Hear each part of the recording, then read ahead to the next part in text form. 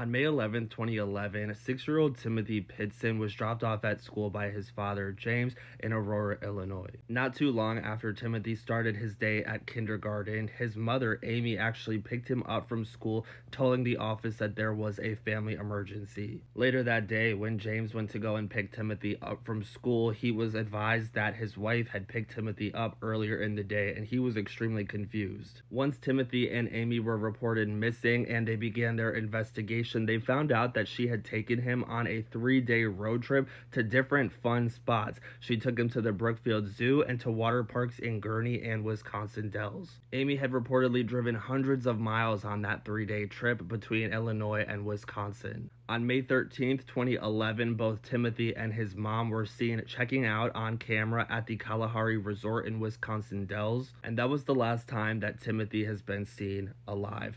Now, later that day, Amy did end up calling family members, assuring them that Timothy was okay and safe. After this, her phone went dark. She had shut it off. Now, at some point after this, she ended up being seen about 120 miles away from that resort on CCTV camera alone. At a supermarket near Rockford, she purchased a pen, paper, as well as some envelopes. Now, on May 14th, 2011, Amy ended up being found deceased in a hotel room in Rockford, Illinois. She left a note behind stating that Timothy was safe and with people who would love and care for him, but that nobody would ever find him. And to this day, nobody has. May 13th, 2011 was the last time that Timothy has ever been seen. Now, despite extensive searches and investigative work done by local law enforcement, by the National Center for Missing and Exploited Children, and of course Timothy's father, they have been unable to find out where Timothy is and or what happened to him. James did disclose to law enforcement that prior to Timothy going missing